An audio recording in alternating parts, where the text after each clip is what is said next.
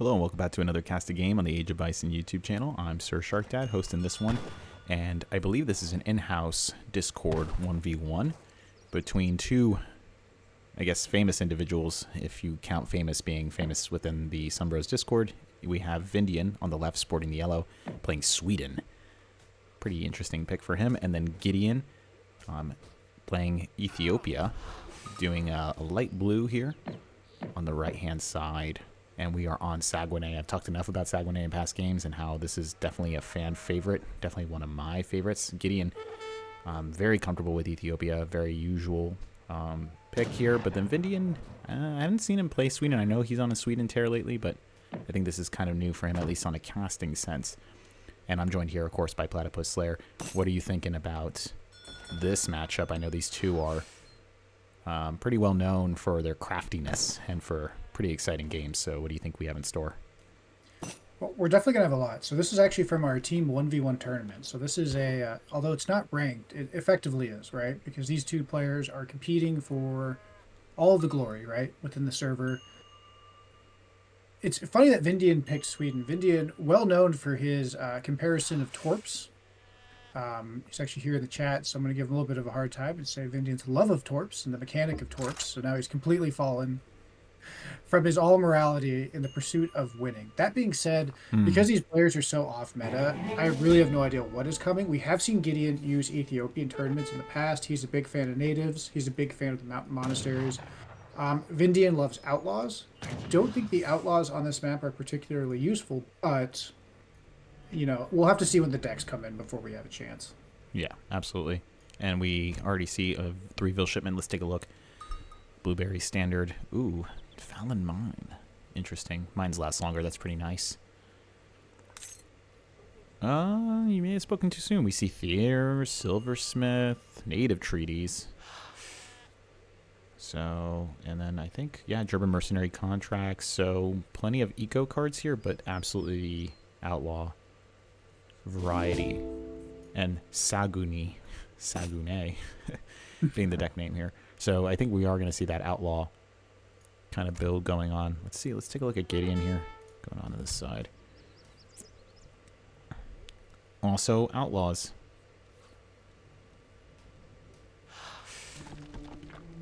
Aroma migration's pretty nice, interesting. Water plague coming in.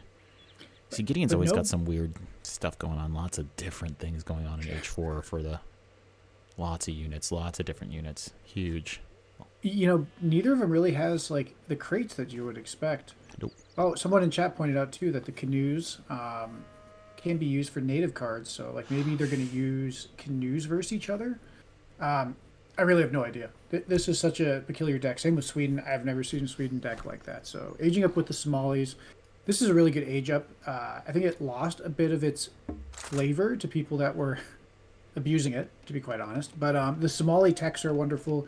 Somali gives you the Isa Warriors, which are like kind of like Carolians, right? Anti-cav, as well as the Darude, which not only do they snipe artillery, but they're good against boats. So lots of utility on this map, I think, for the Somali age up.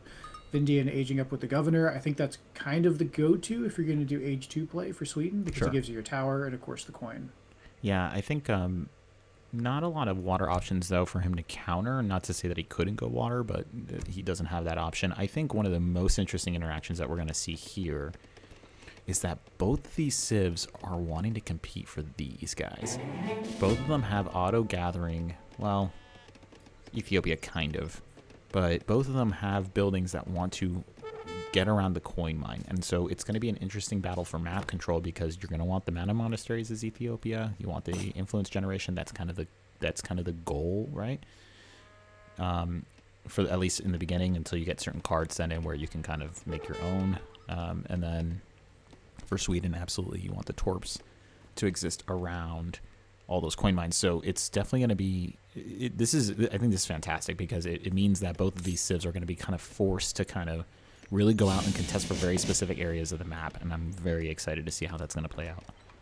Yeah, you know, really interesting. I note that, okay, Vindian's sending Dominions first. It's kind of a typical card. You know, while they do have interesting decks, I think both these players have kind of what you would call keystone or integral cards for each civ. So, okay, 250, yep, on the dot. I wonder why 250. Probably for a market tech.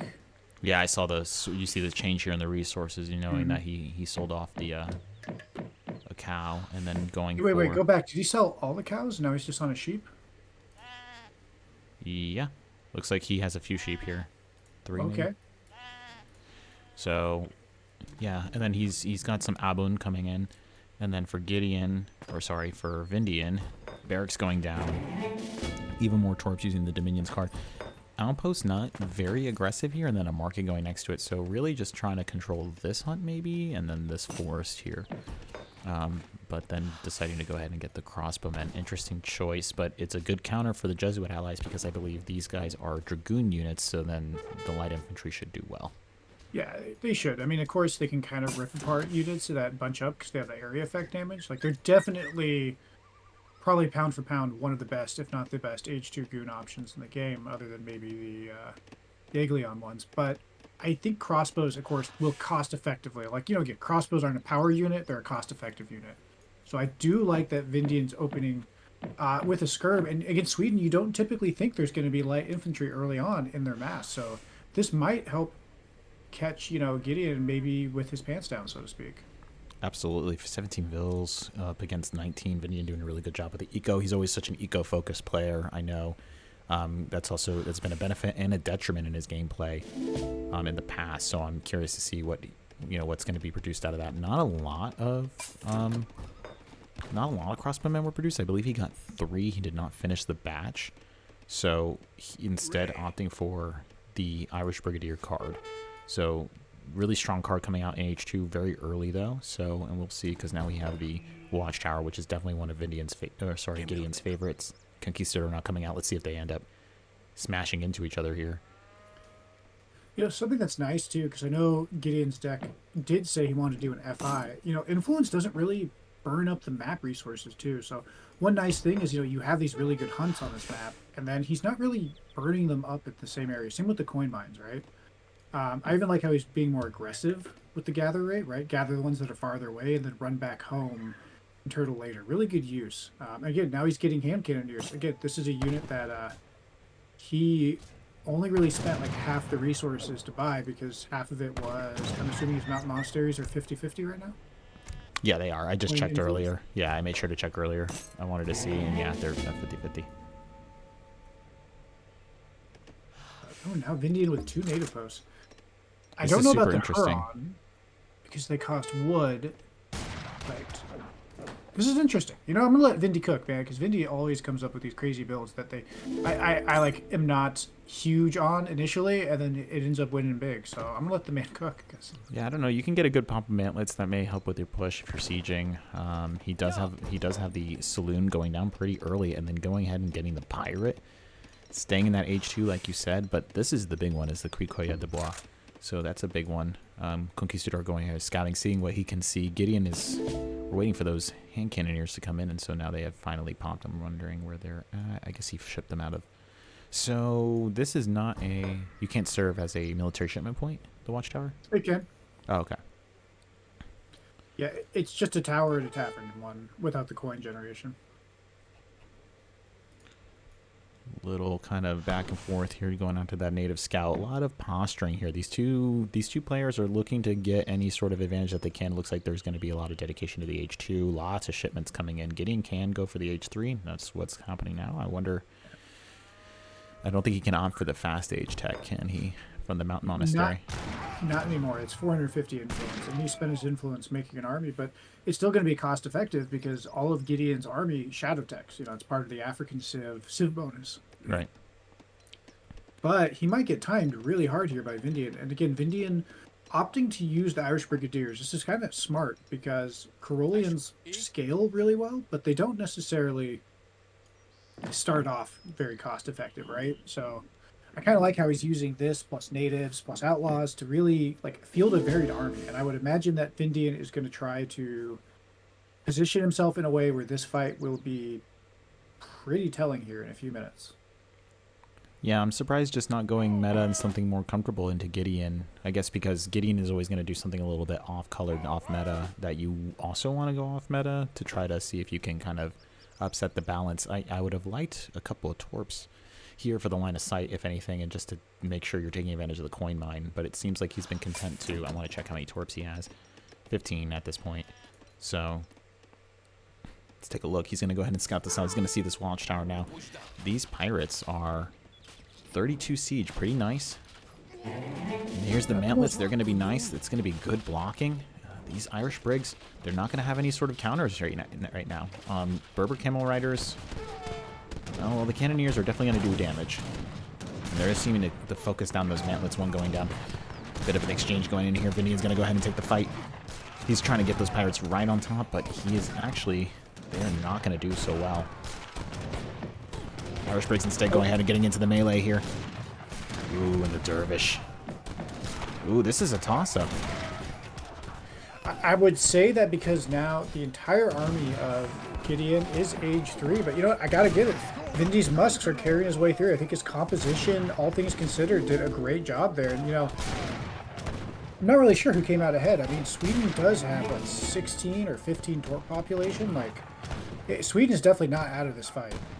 No, not at all. It was a great job on Gideon in terms of the micro that he took advantage and he was able to use the cannoneers because he knew that they were going to be the counter, focused on those mantlets and then went from there. So that was really good micro on just an individual unit scale. But for Vindian to then step into the pocket, take the melee, and cause a horrendous amount of casualties, especially on the cavalry. They're both walking away pretty hurt. And so I would say it was about even. But Gideon is like you said, an age ahead. So and these do shadow tech, so he's gonna have to think of something. Oh my God! Look at their resources.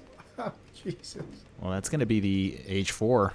That Jesuits. Yeah, really fast. That's so fast. Even though he had a pretty decent mass of outlaw units. Well, when you're not really paying for your army, yeah, it gets affordable. So. I still think Sweden, though, has the better economic base. So, and that being said, I mean, Gideon didn't really get to do probably as much damage as he would have liked. You know what I mean? Like, correct. He's pushing a trade post in the middle of nowhere. It's not terrible, and his score, while it looks really high, a lot of that is the shadow teching. Yeah, absolutely. Ooh. Seeing it, the pirates can get on top, but he looks like he dragged that a little bit. Yeah, Indian, you got to micro that, get him in there, because they are like shock infantry for now. Right, exactly. You want to get him on top. He gets the snare in, but. What is the range on these guys? Just 12, so like a standard musket. They're going to have a hard time here. Seeing if he can actually get on top of these guys. He doesn't necessarily want them to carry on. He does have that exiled prince coming in really fast, and then for Gideon, he does have the H4 already on the way. Not monastery going down. That was a great trade there by Vindian. You know, I mean, he is, again, Gideon's whole army is basically, you know, using the influence system to maximum efficiency to basically have a huge resource advantage, even if it's not like in raw resources, just like resource efficiency. Where are those wagons going? Yeah, so did you feel as if he needed to take that fight earlier instead of conserve his mass for the H4 pop? I probably would not have pushed. I would have backed off. But, you know, Gideon's units were a bit slower. Okay, more watchtowers. He's absolutely trying to take control of, I think, look at what? Cancer. Cancer. He's absolutely taking, I think he's taking control of the water. He does have a few fishing boats up here, but he's going to make sure that he ensures that Vindian cannot go water. Did he get those wagons because of the tech from the Somali, I believe, right? I think he... yeah, no. No, he sends it from the... I think it gets from the Egypt, right? He gets it from the Egypt. No, it's a tech that you get at the mountain monastery. Oh, okay. Yeah, if you age up with Somali. Okay. I think it's like from now on, every tech you send or every card you send gets a fishing boat. Oh, wow. Native treaties just hit, though. Okay, so... pretty nice. And another thing to think about, too, is that Vindian is very, very familiar with Ethiopia. I think both of these players basically main Ethiopia. And so even though Vindian is playing Sweden, which is relatively new for him, he's going to be very familiar as to exactly what is going on the Gideon side. Now, I don't know exactly how much Gideon plays Sweden. He's a very intelligent player, but I don't think he plays much Sweden, if I remember correctly. So there's a bit of a, there's a bit of a difference when you're familiar and you're playing that civ. But look at this economy. Wow. Yeah, I mean, when you don't have to make units and you're just like stacking stuff the whole time, like your economy is going to look great. But now we're going back to the trading post, and and he looks like he's shipping the 22 Darude shipment. That's huge. Yeah, he's going to need some sort of cavalry to get on top of that. But Vindian is looking very healthy right now. This is a great economy. 41 Vils, plenty of torps. He's definitely outscaling Ethiopia. And this is kind of the game that I think Vindian wants to play. I think he loves that eco play. So, but he is going to be running out of these mines pretty soon here. I think he sent blueberries already, right on time. I'm wondering. I'm really wondering what he's going to do. Maybe Germany mercenary contracts as a way to try to counter this shipment that's going to be coming in on his side. Now Taba coming in, so that way Ethiopia now can, not only does it get it'll have 4 times 9, so 3,600 equivalent of coin, right? But now you can refill your monasteries for a pretty good price. So I would be expecting Gideon, though, to want to start pushing out, because if Sweden goes H4, I mean, look, the mercenaries for Sweden do not necessarily scale like Ethiopia's, right? So he's going to have to trade off those Irish brigadiers at some point. But a Carolian in H4 is probably the best musket unit in the game. And oh my god, look at all those Darude boys. Yeah. I mean, he doesn't have this V lifeguard, though, in this deck. Okay. So that's another thing to think about. Why did Darude have 32 siege? Do they? Oh, they do. Why? What? It's a musket that can siege, and it also has siege resistance, actually. Funny enough. It's not a musket, it's a skirm. Oh, yeah, it's a skirm. It's a skirm that has siege attack and also siege resistance. Somebody pointed out that they're more like, think of them like U.S. Marines, I guess. Okay. Well, now you've got the mantlets for extra HP. I like that.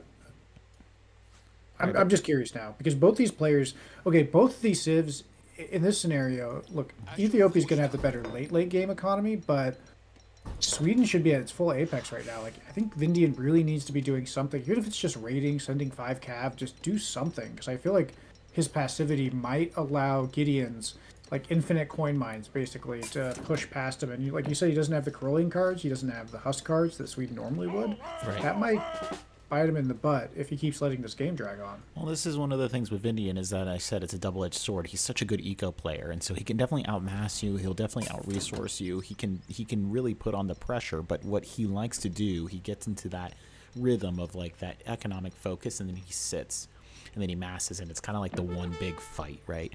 And so this is something that, again, it's super 50-50. I can't criticize it, because sometimes a lot of players are not focused on the economy, and being a little bit more greedy and having that echo play is huge, right? And it's something that a player needs to know and needs to learn, but sometimes a bit too much passivity can end up really hurting you. Correct. You see that all the time. And we have caster vision. The other thing, too, is macro wins, micro wins battles, macro wins games, ultimately. Right. And I think that both of these players are very comfortable. Are those the Ascari now? Oh, boy. Oh, those things are going to demolish those pirates. Yeah, absolutely. The hand attack alone is pretty scary. And like you said, the Irish Brigs, they do not tech, right? So they do promote. But this is a sizable Ethiopia mass. He's given him so much time. These are many shipments now. His shipments are going to be slowing down, though, but I'm worried that maybe he's going to get Italian firearms, and that will be game. Can we see Ethiopia's resources? Yeah, what is he going to spend it on?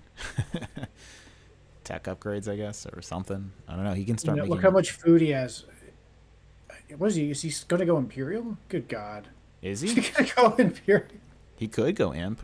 He could go Imp. He could market abuse to Imp right now. He has enough... I want people to watch this and understand that, when people say Ethiopia is dead or whatever, no, you need to play the Civ war, because first off, for the record too, even Vindian's been scorching up the ladder a good deal, right? In 1v1s, Gideon's played the Civ a lot. Both of these players, I think, are proof that, just because, quote unquote, a pro or top level players might not have explored a Civ, doesn't mean the Civ is dead. It just means it's unexplored.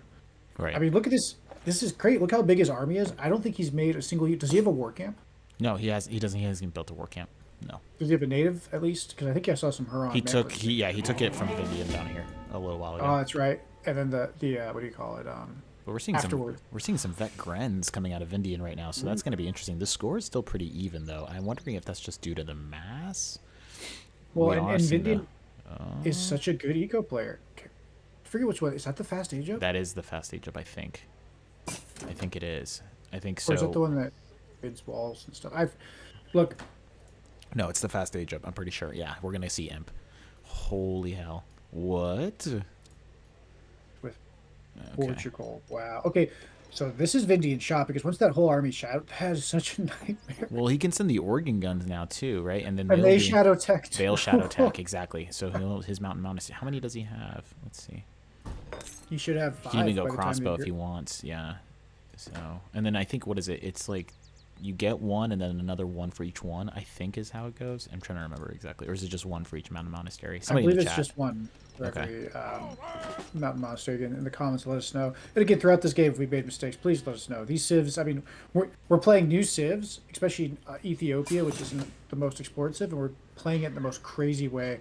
Here comes the H5. Look at the stats on these units. I mean, normally you would push someone in Imperial. That would be a huge thing, but for African Yeah. civs, they get rewarded. It's really like a discount because you just paid all these Imperial level upgrades. But these grenadiers are going to do a great job. They are up against this mass. The pirates just have to survive a little bit here because if the cab get on top, it's not good. And we're not seeing a lot of micro on either or side. It's just Gideon's just going to rely on the weight of his units to just kind of win it, and they are absolutely doing so. I mean, that's just a clean wipe there, and I feel like at this point, Gideon is in a lot of trouble. Gideon is now almost a 20k or at least 10k score lead. All right. Look at that score lead just drop. I mean, and again, it has to do with the combination of Imperial units plus the fact your army just got absolutely demolished. Yeah, these grenadiers into these hand goons are going to do nothing, which is, of course, the Berber camel. Ascari at 600 health. Oh my gosh. 42 siege attack on the skirm. Vindia now going for arsenal tech's not going to really help too much in this case without a mass, and then we have even more. Even more, and this is just that power of the natives and the outlaw builds for Ethiopia. Yeah, I think Vindian had a really good idea. I think it was just the case that, like, Gideon's strategy needed to be punished. Like, and I mean, through no fault of Vindian, like, I did not see this. I mean, the ingredients are all there, but most people don't think, like, Imperial Age units are going to have this much variety and this much options. I mean, this is insane. Oh yeah, it's just I mean, it's just waves and waves and waves of shipments. Not even building a single war campaign, you're getting such a varied comp. And you don't have to pay anything for the upgrades either. And it's not even like it mattered either because you had enough resources to pay for those upgrades. But you could just sit, and I mean, it's pretty simple macro, you know, as long as you get it timed, if you can get the units out. I mean, he had the units out in a pretty decent amount of time to counter his initial push. Yeah. I mean, when you think about it, that influence, which was 50% of the coin mine, so let's say it was basically for twice as much coin per one of these units, you got all of the upgrades, and you got twice the upgrades. Not even just twice the upgrades, you got thousands of coin worth of upgrades. And yeah, I think this one is not long for the world, because again, Vindian, he just doesn't, it's Imperial units. It's Imperial units versus, and Sweden didn't necessarily have the huge mass and didn't do enough damage early on. Wow. Yeah. Quite a few things needed to happen differently. I think, like you said, a little bit more aggressive, and maybe artillery would have helped. And I don't know. It could also be a map thing. It could be a few things, you know. And I think it's just good learning of, like, Sweden can do it. They can be different. They can do that off meta stuff. They can go toe to toe with Ethiopia, but you need to go back to looking at the deck maybe a little bit. But GG, well played being called there, and a done deal. Wow. Wow. I mean, that's how I would describe it. First off, I want to give a huge shout out to, like I said, Vindian, because again, like you just said, I really appreciate him looking at civs, trying something different. And I think it wasn't that his strategy wouldn't work. It's just this thing is like, this is one of those strategies that I think will work once against somebody, right? Because it's so insane. That being said, Gideon has been talking about for a while how bonkers the Ethiopian eco is. You know, he's been saying, like, people just don't play the Civ. They don't realize it. They're not doing the math. Like this Civ is ridiculous. And this is just, I think, one way that Gideon was able to really showcase how you can Yeah, utilize stuff. Like Vinny's in Talabio, the chat. He's saying, Kapitan check Kaga. the ecograph. Let's go ahead and take a look at the that bow scam. Let's look at the all resources gathered. Definitely don't want to look at the coin. Yeah. Wow. You see a separation in economy by 12 minutes in. So pretty much right when the fighting starts to kick off in earnest, truly, we already see a separation, and that gap is never closed. Yeah, I definitely think that, and if you look at the way it works too, that's all influence stuff being done, like the way it spikes up for Gideon. Mm-hmm. Like, that is definitely Gideon taking advantage of both the shadow. I mean, his army is just so cost effective. I mean, Imperial upgrades typically cost 3,000 resources per unit, right? So when somebody clicks up to Imperial, that's like a huge weakness for them, right? Right, because And you have to recover the resource costs, yeah. and you have to get the eco text. It takes a while. That's why you typically don't see it in 1v1s. I think with Ethiopia, like in his case, the way his army was built, like that was a bonus. For 8,000 res, he got like what, 5, 6 different unit types. Right. Instantly shadow text. I mean, it basically paid for itself, if not even more cost effective. But let's look at the military unit count. Yeah, it just shows you that even with the resource difference, it didn't, like, he just, like you said, he just had the military to bring to bear. Let's take a look at the count. Yeah. But, Ooh, I mean, rough even, timing. let's look at the score, actually. Look at that. Yep. The score of Shadow Tech right there. Was that like a 3,000 point jump? Yeah. Yeah. You know, and there's a few other things. Like I said, I think Vindian, if he would have had Huss, I think it was a bit too dependent on Outlaws and those pirates. I know both of these guys love those pirates. I'm going to be a poo-pooer and a Philistine in this regard, where I don't think they're good for their cost. But these guys got good value out of them in the past, and I think Vindian did get some value out of them. But, you know, in the end, you were throwing shock infantry into Age 5 melee goon. And I think that was like a perfect storm about the worst thing that could happen. Yeah, villager count. This is again hard too because Abens do not count in the score. Yeah. So, you know, Tough. boost it by another 5-10. That being said, that was really interesting. I have to say, that was a really interesting game. I can honestly say I did not see that coming. And I don't think Vindian did either. So, GG. It's my understanding at this point, either the series was tied, but it's a play all three. So we've got another game in the queue. I believe the first game did go out of sync. So if you guys want to see these master strategics go at it again, we've got at least one other one in this round. Yeah, impressive. I mean, thank you again, Vindian, for, you know, really pushing Sweden in a different direction, showcasing a different kind of way of thinking about Sweden and doing it differently. I hope that inspires Sweden players on the ladder to try it out. I think you have an effective build here. I think you could really throw your opponent off. And then, of course, Gideon, thank you so much for kind of demonstrating the math behind the Ethiopian Civ. If you are looking for something a little bit more complex, if you want something that you can kind of sink your teeth into and have a higher skill ceiling for, then I think you have something here. Actually, and Gideon has plenty of options that he's been kind of discovering and thinking about and working out. So, and if you want to talk to him directly, you can come to the Discord at Age of Sunbros and you can speak to either of these players actually and get their thoughts. Vindian is very chatty in the chat, and Gideon will, of course, answer when you give him the @sign. So thank you so much for tuning into this episode of the Age of Bison YouTube channel on this casted game as they're continuing in this team 1v1 tournament. And we hope that you enjoyed it. Please feel free, leave a like, comment, subscribe on the video. We really appreciate it. And we will see you in the next one.